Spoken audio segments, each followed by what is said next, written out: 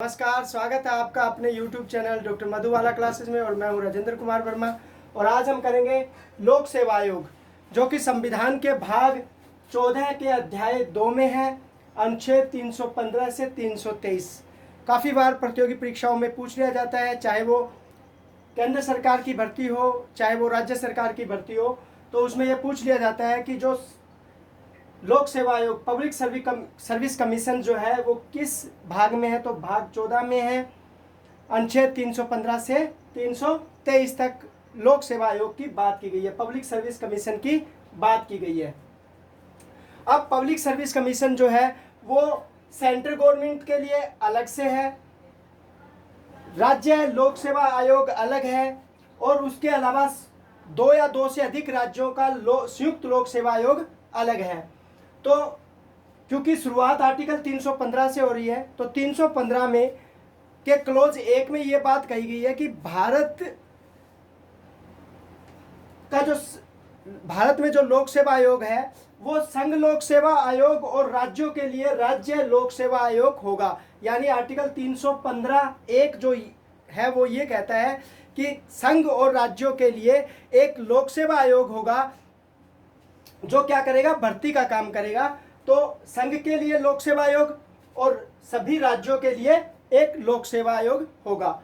उसके अलावा आर्टिकल 315(2) में यह कहा गया है कि जब 2 या 2 से अधिक राज्यों का जो समूह होगा वो एक संकल्प पारित करे कि हमारे लिए एक संयुक्त लोक सेवा आयोग होना चाहिए, तो इस आशय का संकल्प जो है उन राज्यों के विधानमंडलों, यानी 3 राज्य हैं तो तीनों राज्यों के विधानमंडलों से, अगर एक सदनीय है तो एक सदन से पारित हो जाएगा, अगर तीनों राज्यों के द्विसदनीय है तो दोनों सदनों से पारित होना चाहिए। उसके बाद पारित होने के बाद जो 3 या 4 जितने भी राज्य हैं संयुक्त लोक सेवा आयोग का निर्माण करवाना चाहते हैं, वो क्या करेंगे, संकल्प को पारित करने के बाद अपने अपने राज्यों से, विधानसभाओं से, विधान परिषदों से, यानी टोटल विधानमंडल से पारित करवाने के बाद संसद के पास उस पारित संकल्प को भेजते हैं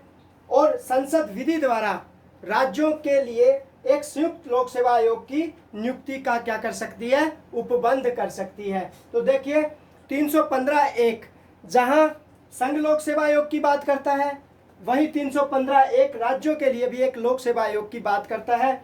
315 जो 2 है वो 2 या 2 से अधिक राज्य जो है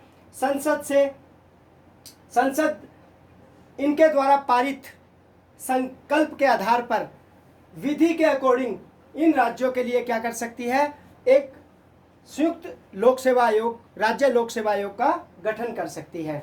अब है अनुच्छेद 315(4). 315(4) में क्या है कि यदि किसी राज्य का राज्यपाल संघ लोक सेवा आयोग से ये रिक्वेस्ट करे, अनुरोध करे, और वो संघ लोक सेवा आयोग राष्ट्रपति के अनुमोदन से उस राज्य के लिए क्या कर सकती है, भर्ती का काम कर सकती है। तो देखिए 315(4) क्या कहता है कि जब राज्यपाल संघ लोक सेवा आयोग से रिक्वेस्ट करेगा तो उस राज्य के लिए राष्ट्रपति की अनुमोदन से संघ लोक सेवा आयोग जो है वो भर्ती का काम कर सकता है। तो एक बार इसका स्क्रीनशॉट लीजिए, उसके बाद नेक्स्ट देखते हैं। आर्टिकल 316 अध्यक्ष व सदस्यों की नियुक्ति। अब आर्टिकल 316 तीनों के लिए ही है, चाहे वो संघ लोक सेवा आयोग है, चाहे वो संयुक्त लोक सेवा आयोग है, चाहे वो राज्य लोक सेवा आयोग है। आर्टिकल 316 अगर संघ लोक सेवा आयोग का अध्यक्ष और सदस्य है तो उसकी नियुक्ति राष्ट्रपति करेगा। अगर संयुक्त लोक सेवा आयोग है तो अध्यक्ष व सदस्यों की नियुक्ति राष्ट्रपति करेगा। अगर राज्य लोक सेवा आयोग है तो अध्यक्ष व सदस्यों की नियुक्ति राज्यपाल करेगा। एक चीज और है कि हमारे संविधान में ये कहीं भी नहीं बताया गया है कि जो संघ लोक सेवा आयोग है, चाहे वो राज्य लोक सेवा आयोग है, चाहे संयुक्त राज्य लोक सेवा आयोग है, उसकी सदस्य संख्या कितनी होगी। तो ये डिपेंड करता है राष्ट्रपति पर और राज्यपाल पर। वर्तमान में जो संघ लोक सेवा आयोग है उसमें अध्यक्ष सहित 11 सदस्य हैं। योग्यता क्या होनी चाहिए, आधे जो मेंबर हैं, जो संघ लोक सेवा के जो आधे मेंबर हैं वो कम से कम 10 वर्ष तक भारत सरकार या किसी राज्य सरकार के अधीन पद धारण कर चुके हों, उन व्यक्तियों को जो है संघ लोक सेवा आयोग में भी, संयुक्त राज्य लोक सेवा आयोग में भी और राज्य लोक सेवा आयोग में भी उसको वो सदस्य या अध्यक्ष बन सकता है। कार्यकाल 6 वर्ष या 65 वर्ष है। अगर हम संघ लोक सेवा आयोग की बात करेंगे तो कार्यकाल 6 वर्ष या 65 वर्ष है। वहीं संयुक्त लोक सेवा आयोग के लिए 6 वर्ष या 62 वर्ष है और राज्य लोक सेवा आयोग के लिए भी 6 वर्ष या 62 वर्ष है। तो ध्यान रखेंगे, ये कई बार पूछ लिया जाता है प्रतियोगी परीक्षाओं में कि संघ लोक सेवा आयोग के लिए कितना है, तो 6 वर्ष या 65 वर्ष, जो भी पहले होगा। संयुक्त लोक सेवा राज्य लोक सेवा आयोग के लिए 6 वर्ष या 62 वर्ष। वहीं राज्य लोक सेवा आयोग के लिए कितना है, 6 वर्ष या 62 वर्ष। अगर राजस्थान का प्रश्न आता है कि राजस्थान लोक सेवा आयोग के सदस्यों और अध्यक्ष का कार्यकाल कितना है, तो 6 वर्ष या 62 वर्ष है। फिर उसके बाद है कि संघ लोक सेवा आयोग के अध्यक्ष और जो सदस्य है वो किसको त्याग पत्र दे सकते हैं, राष्ट्रपति को। संयुक्त राज्य लोक सेवा आयोग के सदस्य और अध्यक्ष किसको दे सकते हैं इस्तीफा, राष्ट्रपति को। वहीं राज्य लोक सेवा आयोग के अध्यक्ष और सदस्य जो हैं वो राज्यपाल को त्याग पत्र दे सकते हैं। तो इस प्रकार हमने देखा कि सदस्यों की नियुक्ति राष्ट्रपति करते हैं और वो अपना त्याग पत्र भी राष्ट्रपति को दे सकते हैं। 6 से 65 वर्ष है। यहीं संयुक्त राज्य लोक सेवा आयोग जो है उसके सदस्य भी राष्ट्रपति द्वारा नियुक्त किए जाते हैं और 6 या 62 वर्ष है, राष्ट्रपति को अपना त्याग पत्र दे सकते हैं। वहीं राज्य लोक सेवा आयोग के अध्यक्ष व सदस्यों की नियुक्ति राज्यपाल करेगा और कार्यकाल 6 या 62 वर्ष है और त्याग पत्र राज्यपाल को देंगे। तो एक बार इसका स्क्रीनशॉट लीजिए, फिर नेक्स्ट करते हैं। आर्टिकल 316A तीनों के लिए ही है। यदि अध्यक्ष का पद रिक्त हो जाता है या किसी कारणवश वो अनुपस्थित है तो उन्हीं के सदस्यों में से, अगर संघ लोक सेवा आयोग का अध्यक्ष नहीं है, उसका पद रिक्त है, तो राष्ट्रपति अध्यक्ष नियुक्त करेगा उन्हीं में से।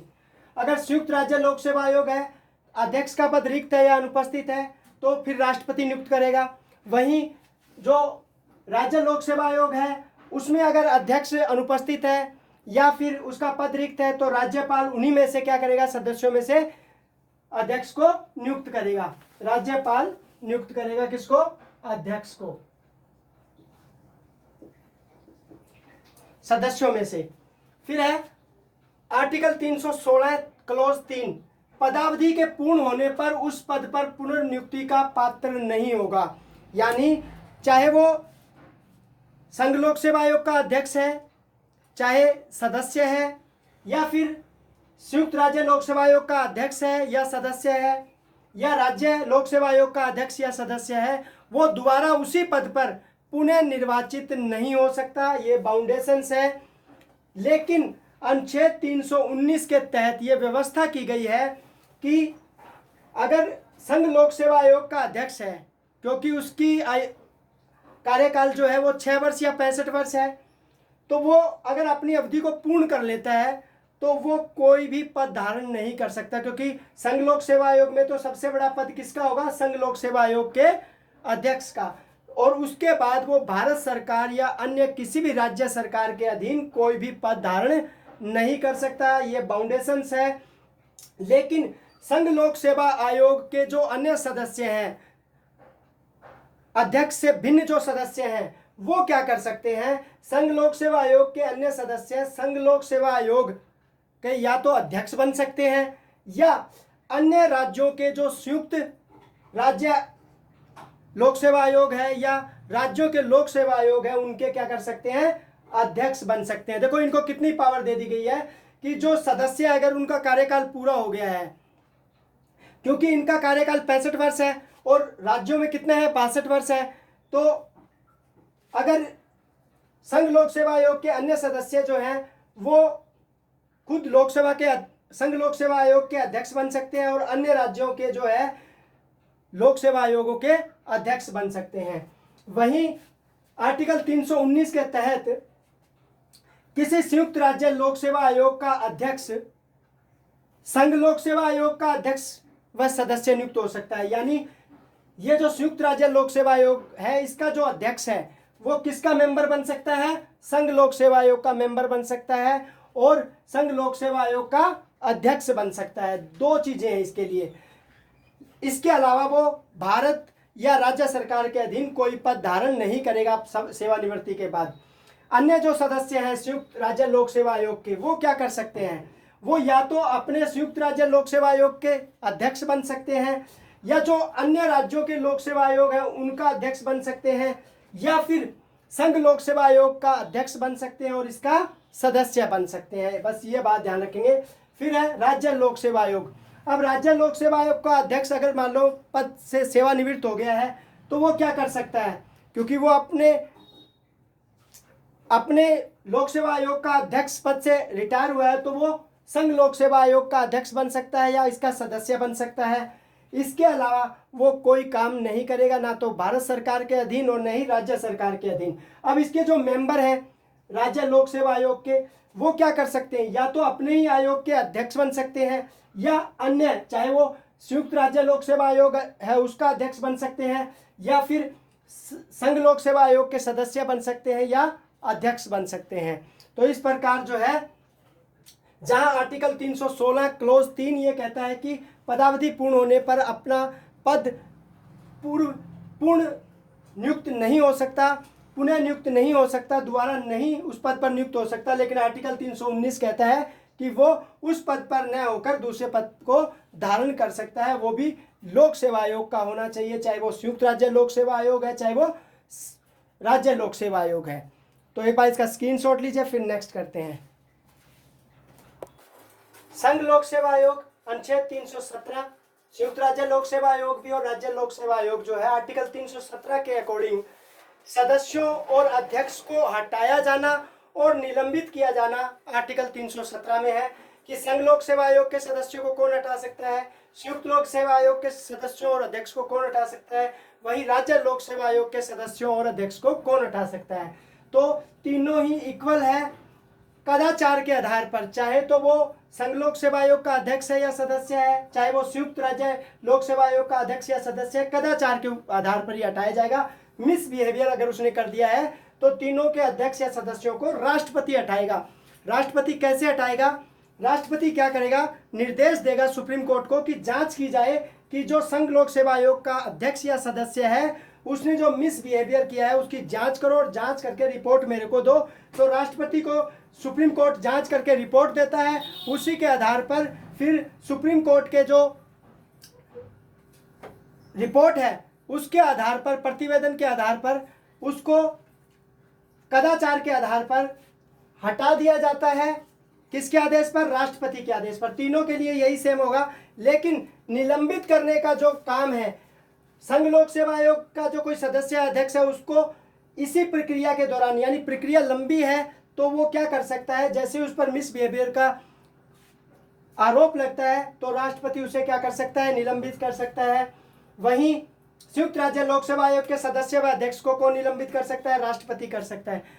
राज्य लोक सेवा आयोग के अध्यक्ष जो सदस्य हैं उनको निलंबित करने का अधिकार सिर्फ राज्यपाल को है। तो देखो, हटाने का अधिकार तीनों में राष्ट्रपति को है सुप्रीम कोर्ट के जांच के बाद, और निलंबित करने का अधिकार यहाँ राष्ट्रपति को है, संयुक्त राज्य लोक सेवा आयोग में भी राष्ट्रपति को है, और यहाँ किसको हटाने का अधिकार, राज्यों में राज्य लोक सेवा आयोग के सदस्यों और अध्यक्ष को निलंबित करने का अधिकार जो है वो अधिकार है राज्यपाल के पास। हटाने का अधिकार तो राष्ट्रपति के पास है। कई बार प्रतियोगी परीक्षाओं में पूछा गया है कि राज्य लोक सेवा आयोग के सदस्यों की नियुक्ति कौन करता है, तो राज्यपाल करता है। हटा कौन सकता है, राष्ट्रपति हटा सकता है। ये राज्यपाल तो सिर्फ क्या कर सकता है, निलंबित कर सकता है, निलंबित।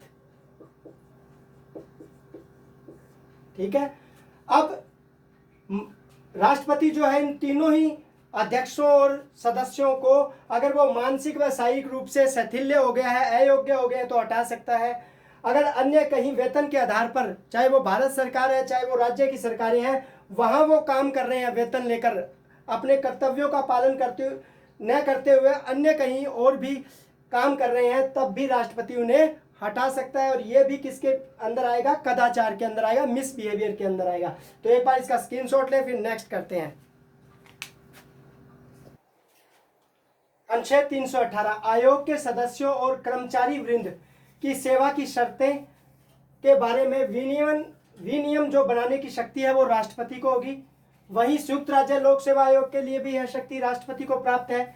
लेकिन राज्य लोक सेवा आयोग के जो सदस्य और कर्मचारी वृंद है उनकी सेवा की शर्तें जो है उनका विनियम उनके लिए बनाने की शक्ति राज्यपाल के पास होगी। सेवा की शर्तें व सदस्य संख्या का निर्धारण यहाँ राष्ट्रपति करेगा संघ लोक सेवा आयोग में, वहीं संयुक्त राज्य लोक सेवा आयोग में राष्ट्रपति करेगा। वहीं राज्य लोक सेवा आयोग के सदस्यों की संख्या जो है उसका निर्धारण राज्य का राज्यपाल करेगा। मैंने पहले ही बताया कि संविधान के अंदर कहीं भी भाग 14 में आर्टिकल 315 से 23 के बीच में संघ लोक सेवा आयोग के सदस्यों की संख्या का कोई निर्धारण नहीं है, बल्कि अगर संघ लोक सेवा आयोग है तो राष्ट्रपति निर्धारित करेगा, संयुक्त राज्य लोक सेवा आयोग है तब भी राष्ट्रपति करेगा, और किसी राज्य का लोक सेवा आयोग है तो वहाँ राज्यपाल जो है सदस्य संख्या का निर्धारण करेगा। और एक बात और ध्यान रखिएगा कि सेवा नियुक्ति के पश्चात सेवा की शर्तों में अलाभकारी परिवर्तन नहीं किया जाएगा। तो एक बार इसका स्क्रीनशॉट लीजिए, उसके बाद नेक्स्ट देखते हैं। अनुच्छेद 320 लोक सेवा आयोग के कार्य कि लोक सेवा आयोग क्या काम करेगा, चाहे वो लोक सेवा आयोग संघ लोक सेवा आयोग है या संयुक्त राज्य लोक सेवा आयोग है या राज्य लोक सेवा आयोग है, उसका जो काम है वो है भर्ती की स्कीम एवं उनका प्रवर्तन करने का काम। अनुच्छेद 321 जो है वो कहता है कि संघ लोक सेवा आयोग के कार्यों का विस्तार, तो संघ लोक सेवा आयोग के कार्यों का विस्तार संसद करेगी, वहीं संयुक्त राज्य लोक सेवा आयोग के कार्यों का विस्तार भी संसद करेगी, और राज्य लोक सेवा आयोग जो है उसके कार्यों का विस्तार जो है वो वहां का विधानमंडल करेगा। फिर अनुच्छेद 322 कहता है कि वेतन और जो भत्ते हैं, चाहे वो संघ लोक सेवा आयोग है, संयुक्त राज्य लोक सेवा आयोग है, राज्य लोक सेवा आयोग है, वो भारत की संचित निधि से लेंगे अगर संघ लोक सेवा आयोग के सदस्य हैं। अगर संयुक्त राज्य लोक सेवा आयोग के सदस्य हैं तो राज्यों की संचित निधि से, जितने भी राज्य संयुक्त राज्य लोक सेवा आयोग में सम्मिलित है उनकी संचित निधि से लेंगे। और उसके अलावा राज्य लोक सेवा आयोग जो है वो राज्यों की संचित निधि से क्या है, कर्मचारियों को वेतन और भत्ते देंगे। इसके अलावा आर्टिकल 323 जो है वो ये कहता है कि संघ लोक सेवा आयोग प्रतिवर्ष अपनी रिपोर्ट राष्ट्रपति को देगी और राष्ट्रपति संसद के दोनों सदनों के समक्ष रखवाएगा। वहीं आर्टिकल 323 जो है वो संयुक्त राज्य लोक सेवा आयोग के बारे में कहता है कि संयुक्त राज्य आयोग में सम्मिलित प्रत्येक राज्य के राज्यपाल को प्रतिवर्ष रिपोर्ट देगा, कौन, संयुक्त राज्य लोक सेवा आयोग, और वह अपने राज्यों के विधानमंडलों के समक्ष रखवाएगा। उसके अलावा राज्य लोक सेवा आयोग जो है उसमें प्रतिवेदन जो है राज्य लोक सेवा आयोग किसको देगा, प्रतिवर्ष अपने राज्यपाल को, और राज्यपाल क्या करेगा, अपने राज्य के विधानमंडल के सदनों के समक्ष रखवाएगा। अगर विधानसभा है तो विधानसभा के, अगर दोनों ही सदन है विधानसभा और विधान परिषद तो विधानसभा और विधान परिषद के समक्ष रखवाएगा। तो प्रतिवेदन के बारे में क्वेश्चन पूछ लिया जाता है कि संघ लोक सेवा आयोग अपना प्रतिवेदन किसको देगा, राष्ट्रपति को। संयुक्त राज्य लोक सेवा आयोग प्रतिवेदन किसको देगा, जितने राज्य हैं उन राज्य के राज्यपालों को। फिर राज्य लोक सेवा आयोग किसको, राज्यपाल को। फिर राज्यपाल किनको करेगा, विधानमंडल के सदनों को। यहाँ क्या करेंगे राज्यपाल, जितने भी राज्यपाल हैं वो अपने अपने राज्य के विधानमंडलों को। यहाँ राष्ट्रपति किसको करेगा, संसद के दोनों सदनों को प्रस्तुत करेगा, उनके समक्ष रखवाएगा। तो इस प्रकार एक बार स्क्रीनशॉट लीजिए, फिर नेक्स्ट देखते हैं। 1853 में सिविल सेवा प्रतियोगी परीक्षा की शुरुआत की गई। कब, 1853 में। 1877 में इसमें आयु घटाकर 19 वर्ष कर दी गई, पहले 21 थी बाद में 19 कर दी गई।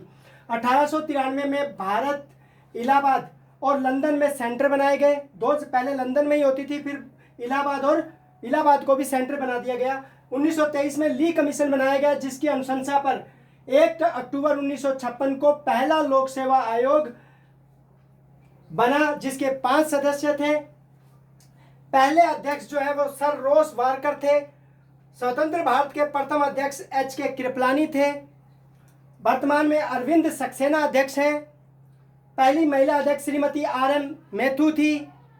अन्य महिला अध्यक्ष जो है वो श्रीमती रजनी राजदान व अलका सिरोही, यानी 3 अभी तक महिला अध्यक्ष बनी है, जिसमें पहले महिला जो है श्रीमती R.M. मेथ्यू, दूसरी श्रीमती रजनी राजदान और तीसरी है अलका सिरोही। वर्तमान में 1 अध्यक्ष व 10 सदस्य हैं। यह था हमारा संघ लोक सेवा आयोग, संयुक्त राज्य लोक सेवा आयोग और राज्य लोक सेवा आयोग।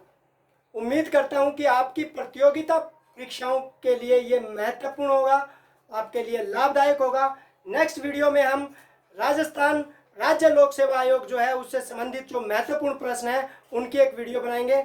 धन्यवाद।